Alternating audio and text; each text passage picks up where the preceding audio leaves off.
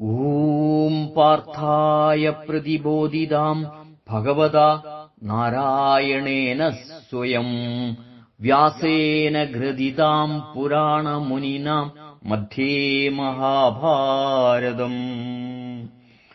ചിത്സ്വരൂപികളെ, ഭഗവത്ഗീതയിലെ മർമ്മങ്ങൾ എന്ന പരമ്പരയിൽ ഇന്നത്തെ നമ്മുടെ മനന വിഷയം ഈ നിമിഷത്തിൽ ജീവിക്കൂ. ആർക്ക് അഹങ്കാരമില്ലയോ, ആരുടെ ബുദ്ധി വിഷയങ്ങളിൽ ആസക്തമാവുന്നില്ലയോ, അവൻ ഇവരെയൊക്കെ കൊന്നാലും കൊല്ലുന്നില്ല, കർമ്മത്താൽ ബന്ധിക്കപ്പെടുന്നുമില്ല. യസ്യനാഹം കൃതോ ഭാവോ ബുദ്ധിർയസ്യ ന ലിപ്യതേ ഹത്വാപി സ ഇമാം ലോകാൻ ഹന്തി ന നിബധ്യതേ. പ്രിയരെ, സെൻ ബുദ്ധിസത്തിലെ ഒരു ഗുരുവായിരുന്നു റിൻസായ്. ഒരാൾ അദ്ദേഹത്തോട് ഒരിക്കൽ ചോദിച്ചു, അങ്ങയുടെ സാധന എന്താണ്? റിൻസായ് പറഞ്ഞു, പ്രത്യേകിച്ചൊന്നുമില്ല. വിശക്കുമ്പോൾ ആഹാരം കഴിക്കും, ഉറക്കം വരുമ്പോൾ ഉറങ്ങും. ചോദ്യകർത്താവിന് വീണ്ടും സംശയം, ഇതാണോ സാധന? ഇത് ഞങ്ങളും ചെയ്യുന്നതാണ്. റിൻസായ് പറഞ്ഞു, ഒരിക്കലുമല്ല. നിങ്ങൾ ചെയ്യുന്നതും ഞാൻ ചെയ്യുന്നതും ഒരേപോലെയല്ല.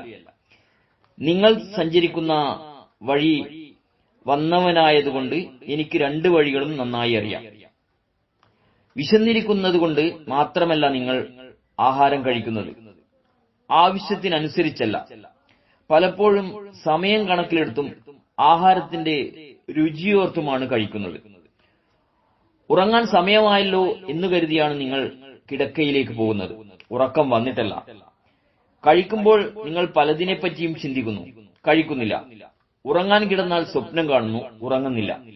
അങ്ങനെ ഓരോ നിമിഷവും നഷ്ടപ്പെടുത്തുന്നു. നിങ്ങളും ഓരോ നിമിഷം ജീവിക്കുന്ന ഞാനും ചെയ്യുന്നത് എങ്ങനെ ഒരുപോലെയാകും? ഭാവിയെപ്പറ്റി ഉത്കണ്ഠയില്ലാതിരുന്നാൽ മാത്രമേ ഓരോ നിമിഷവും ജീവിക്കാനാവൂ. ഇതാണ് നിർമ്മലന്മാരായ ആളുകൾ ചെയ്യുന്നത്. ഒന്നിനോടും ബന്ധിക്കാതെ കഴിയുന്നവരുടെ ജീവിതം നിലയ്ക്കാത്ത ഒരു ശ്രുതിമധുര ഗാനം പോലെയാണ്.